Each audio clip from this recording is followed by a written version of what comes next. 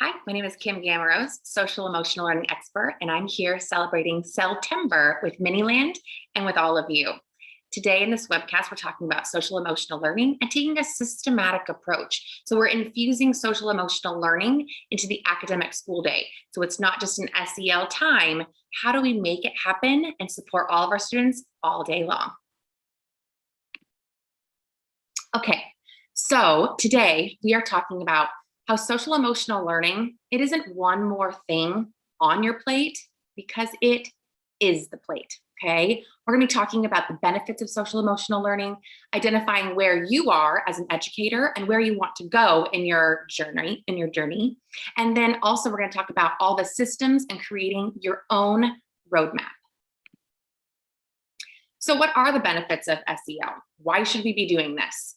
Well, there's increased academic performance and classroom behavior, right? Also increased ability to manage stress and depression, which we need more than ever right now. Better student attitudes about themselves and others in school, and a lasting impact of benefits up to 18 years later on academics, conduct problems, emotional distress, and also drug use. If you've heard of CASEL, they have 5 core competencies of social emotional learning, okay? And they say that social emotional learning is the process through which children and adults understand and manage emotions, set and achieve positive goals, feel and show empathy for others, and establish and maintain positive relationships and make responsible decisions, okay? So I've put these icons down below to represent those 5 core competencies, okay? We have self-awareness, we have self-management, we have social awareness, relationship skills, and then also responsible decision-making skills. If you're familiar with this, which you should be, we have our multi-tiered systems of support.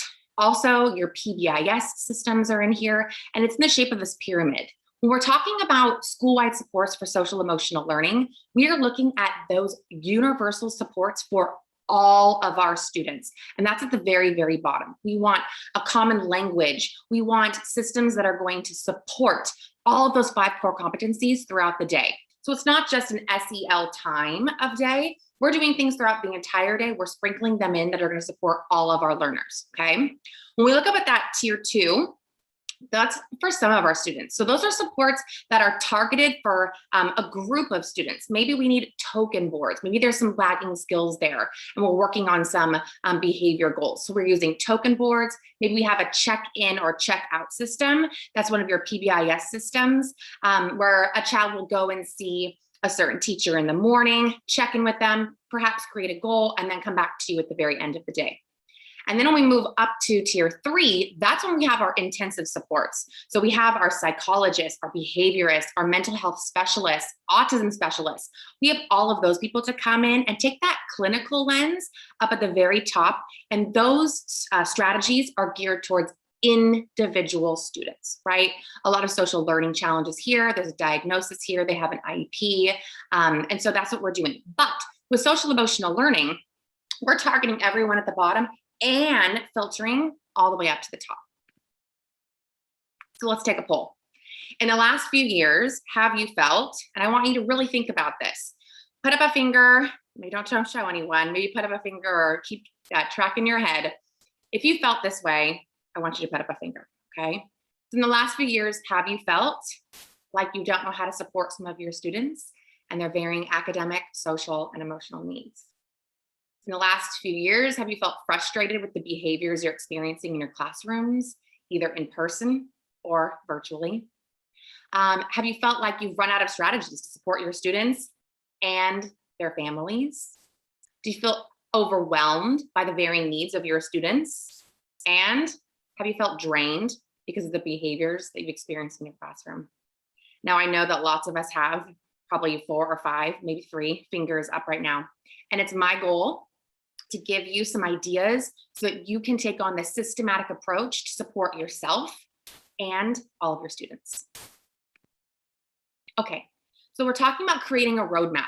Now, the easiest thing when I work with schools and teachers, the easiest thing we can do is create a roadmap for ourselves, for our staff.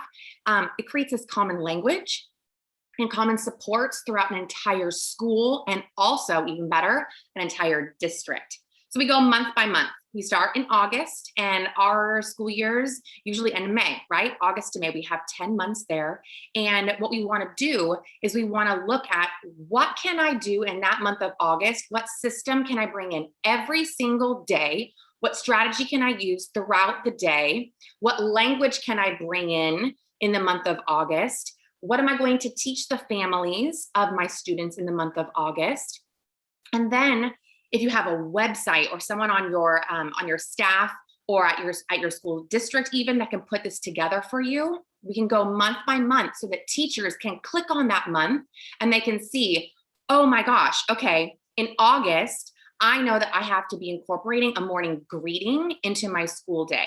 And what does that look like? What does that sound like? Maybe there's videos on there. Maybe there's a printable that they can just click and print out. That's what we want as an educator, to make it simple for us to add on all of these social emotional learning supports throughout the school year, right? So then as we work our way through the school year, we're going to be educating our students on this common language. And we're also going to have all these supports in place that we can use not only inside the classroom, but outside the playground and at home. Okay, let's talk about self-awareness. So we're talking about the 5 core competencies here, remember from Castle, and I'm gonna go one at a time, and I'm gonna give you some ideas of systems that maybe you can start implementing throughout your day. So for self-awareness, we're talking about recognizing our own emotions, thoughts, and values, and how they influence behavior, okay? Morning greeting and morning meeting are great strategies that you can be implementing every single day so it becomes a system. Morning greeting is you meet your students at the door, you have them choose how they want to be greeted. Is it a thumbs up? Is it an elbow? Is it a, knocking at your feet tap or something, a foot tap or something like that? How do we want to be greeted by our teacher? Okay. Morning meeting is also great for self-awareness because we have to be sitting in a circle. We have to sit and be aware of other people around us, and then also how our actions are going to affect the thoughts and feelings and actions in other people as well. So morning meeting, morning greeting absolutely will help achieve some self-awareness. Also, your daily check-ins. So we talk about if you're using the zones of regulation or you're using the mood meter, absolutely you can do that. You can simply just ask students how they feel and have them check in. You can use a Google form. You can have it on the door, and they're going to have some self-awareness because they have to decide, how do I feel? And also, what strategies can I use to support me? We talk about having that growth mindset here on the slide. You can see it says growth mindset and optimism. How do we do that? Well, we have to teach our students, right? We're going to check in, and then what's your goal today? They get to write it in, or they get to check it. What strategies are you going to use to reach your goal? Boom, boom, boom, boom, boom. And that's what we want for that daily check-in. Mindfulness and creating a calm space are also great additions into your school day. Adding in that mindfulness before a transition or after a transition. When my students used to come back inside from recess and lunch, how were they? Off the wall, right? So adding in some mindfulness, some yoga, some downtime, that just gets that reset button where they can say, okay, I get it now. I'm reset, and I know that I can do X, Y, Z in the future, right? And creating that calm space is great too. Remember when our students are checking in and they know that they need to use a strategy, maybe going to a calm space is that strategy that they can use to support themselves. All right, let's talk about self-management. So we're talking about regulating our own emotions, our thoughts and behaviors in different situations. And we're also setting goals and then figuring out how to achieve those goals here. So daily check-ins will be here also. Remember, you're getting your kids to start thinking about, what strategies do I have to support myself when I start to feel dysregulated, okay? Mindfulness is great in here also, to manage stress, to control our impulses. This could be a classroom thing where you all do mindfulness together, like after recess or before lunch or after transitions, or it could just be a strategy that students can use on their own. Visuals and timers are also great. I love using a glass face clock where you can chunk in and shade in with a dry erase marker the amount of time that you're going to give students to work on a task. Visual supports and getting them to really break down bigger projects into what materials do I need to collect for this? How am I going to categorize it? What steps do I need to take? What does it look like when it's complete? And then also, what does it look like when I clean up and I turn it in, right? So all of these things can definitely help with self-management here. Let's talk about social awareness. Now, some of our students come to us and they have some social learning challenges. And so social awareness is taking the perspective and being able to empathize with others, including those from diverse backgrounds and cultures here, okay? It's also understanding the social and ethical norms for behavior. Sometimes these students who have these social learning challenges, they really are trying to figure out all those hidden rules around them so that they have expected behaviors, okay? Morning meeting is great for social awareness, not only for self-awareness, right? We're sitting and we're in control of our emotions and our behaviors, but for social awareness, I need to think with my eyes and look around at where other people are sitting, what is expected of us right now. Oh, we have to wait our turn. What does that look like? What does that sound like? And they're picking up on all those hidden rules around them, okay? Expected behaviors and PBIS. If you are at PBIS school, you absolutely are talking about social awareness when you're going out onto the playground and you're talking about those expected behaviors. In the hallways when you're modeling expected behaviors, right? In the classroom, in the multi-purpose room, at the lunch tables. If you're modeling all of those expected behaviors all the time, before, maybe you're front loading before students go out, and then definitely when you have your assemblies, you're modeling, right? Showing them how to be socially aware and choose expected behaviors. And then my last one here on this slide is the social emotional chain reaction. Now I love this because we really need to teach students that our behaviors do affect the thoughts and feelings of other people. And when they think and feel a certain way, they're going to choose behaviors and treat you a certain way. And then based on how they treat you, that's going to affect how you feel about yourself.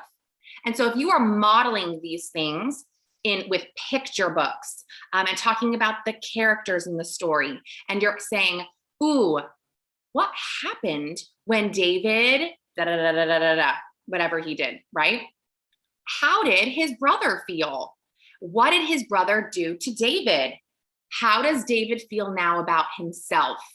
If we're having these conversations and we're modeling with picture books, whatever picture book we want, it could be infused into your reading lesson, your writing lesson, social studies, science, math, whatever it is, I absolutely would be talking about that social emotional chain reaction and front load students before I let them go, right? So before we have students work with a small group, because they need to be socially aware, right? We're going to be talking about expected behaviors while they're working in a small group. It's expected that you, whatever it is. And then we're talking about if you choose to, people will feel, they might smile at you, include you, ask you to go to their birthday parties, and then how are you going to feel? So we're talking about the expected behaviors, and we're reinforcing with that social emotional chain reaction. All right, let's talk about relationship skills.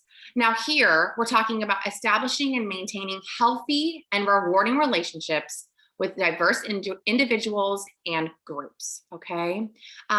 We also want them to be able to negotiate conflict constructively and be able to seek and offer help when needed here. Morning greeting is great for this, right? Again, we're choosing how we want to be greeted, and we're creating that relationship with all of our students. Use that time to check in with them. Wow, I noticed you got a new haircut. Looks awesome. Awesome backpack. I noticed that it's new, isn't it? I love your shirt that you're wearing today. Really brings out the color in your eyes. Whatever you want to say, you're creating relationships with your students this way by greeting them. They're choosing how they want to be greeted, but you're able to really connect and grow with them, right? You're creating that relationship right there every single morning. Your morning meeting, hands down, you are definitely creating relationships here and you're working on those skills here. I love using the would you rather in morning meetings. So would you rather be a da da da da da, or would you rather da da da da da? I love all of those because students are sitting there and they're going in their brain, they're thinking, oh my gosh, I think that way too. That's the one I would have chosen. Maybe I should ask so-and-so to play on the playground today, right? And you could be modeling all those conversations too. In your thinking bubble, you could be modeling, oh my gosh, you guys, today during morning meeting, in my thinking bubble, I was thinking, oh, Judah, he also chose that. And that's what I was thinking. I think maybe I might ask him to go hang out after school, right? So we're going to be modeling all of these for our students.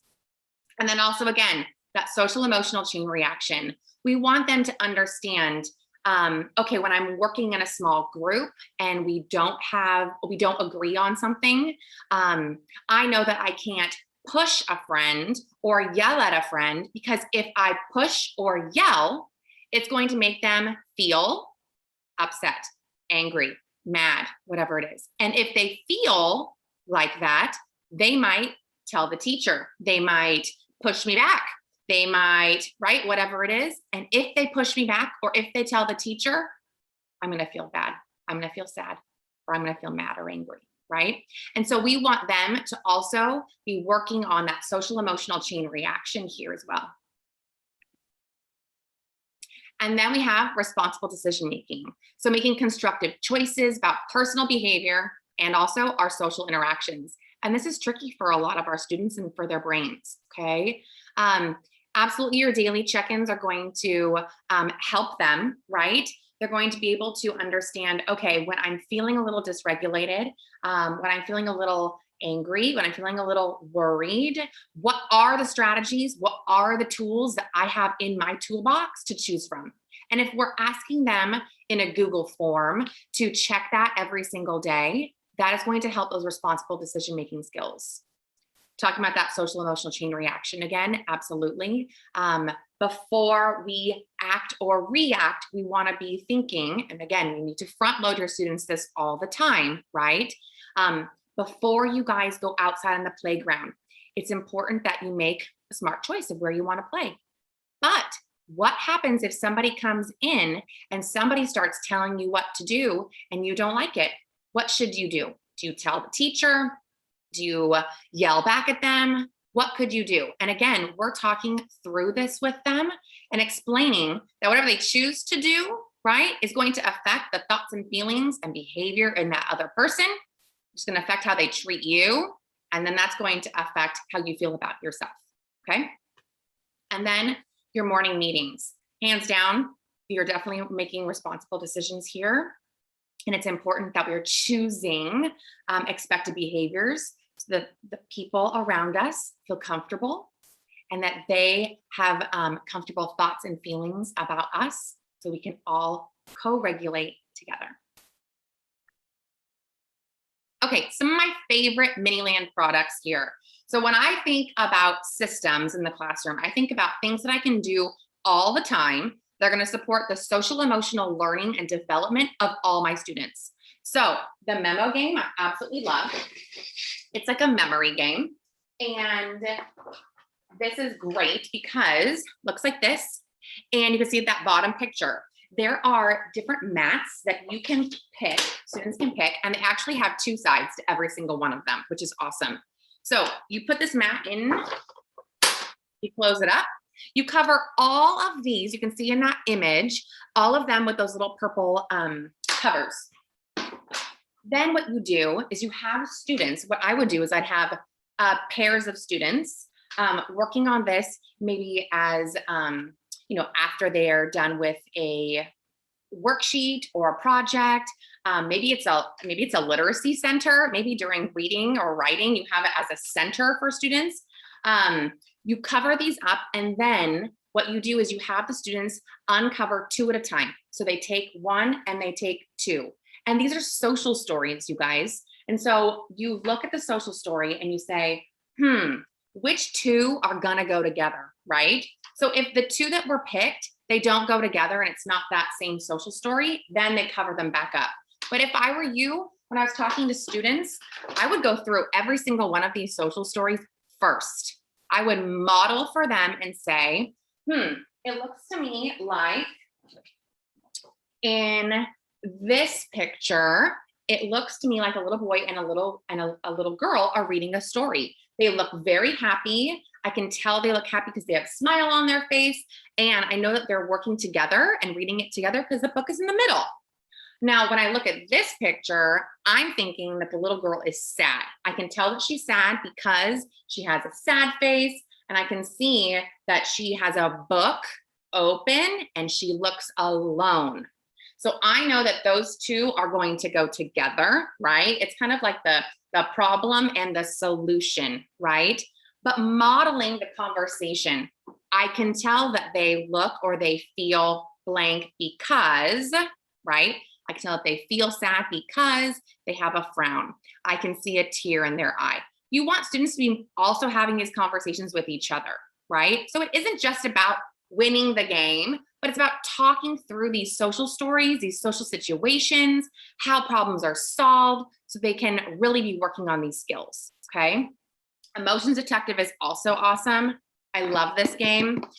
Again, I would have Emotions Detective out and I would have your Memo Game out as stations for students. Again, maybe it's literacy stations, and after everyone reads to self, then they kind of go off in their groups. Maybe you have them leveled by reading level or something like that. So you have kids that are working together, maybe by skill even.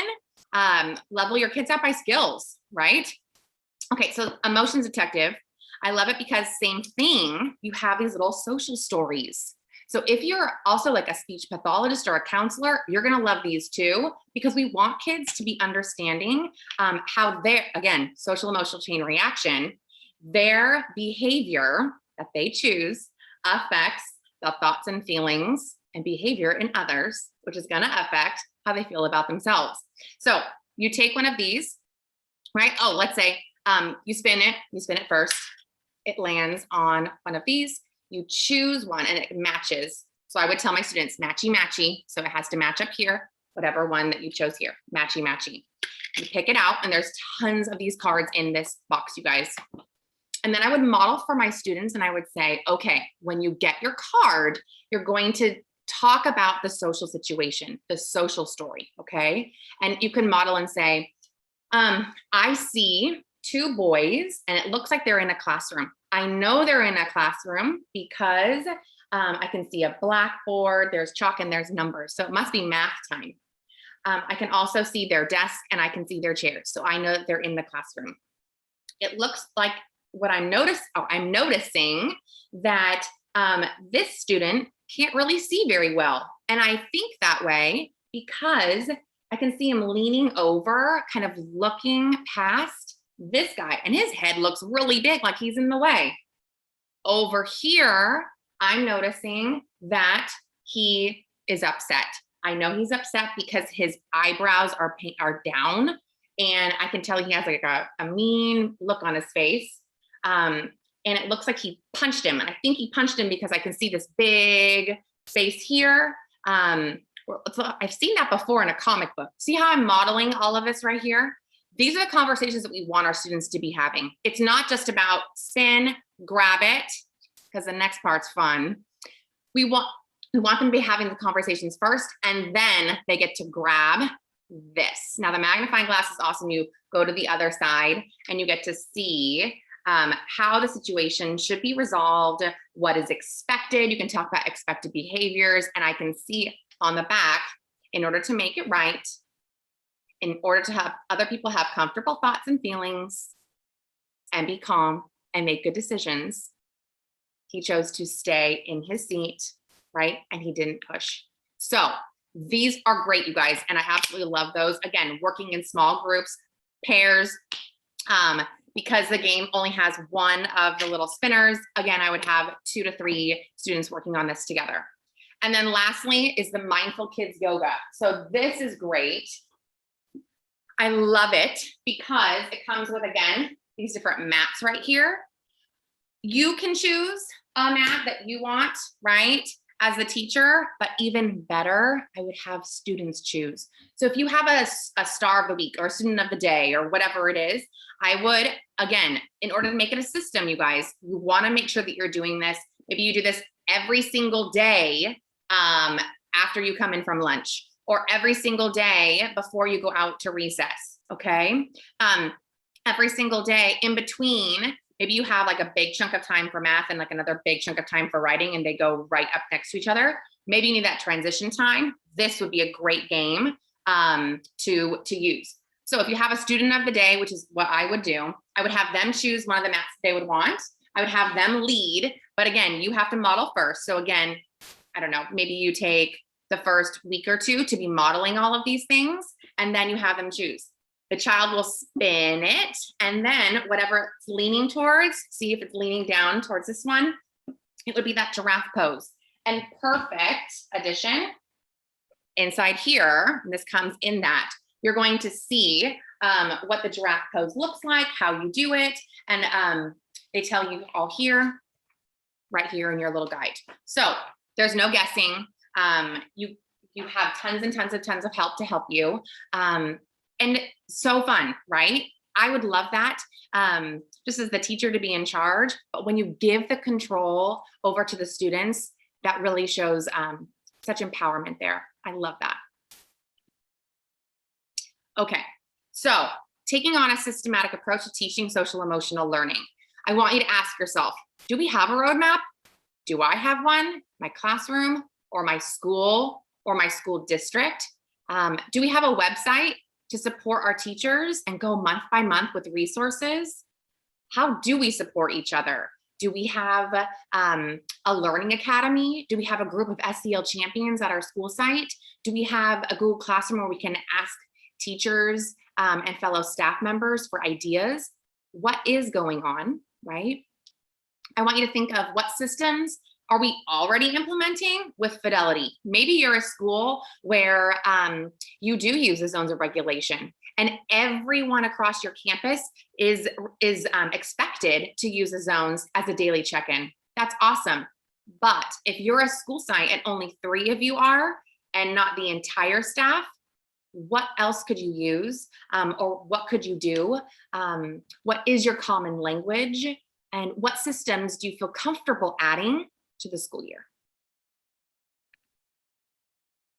Thank you so much for spending time with me today. Please stay up to date with social emotional learning and Miniland USA by following them on Instagram, and I'll see you next time.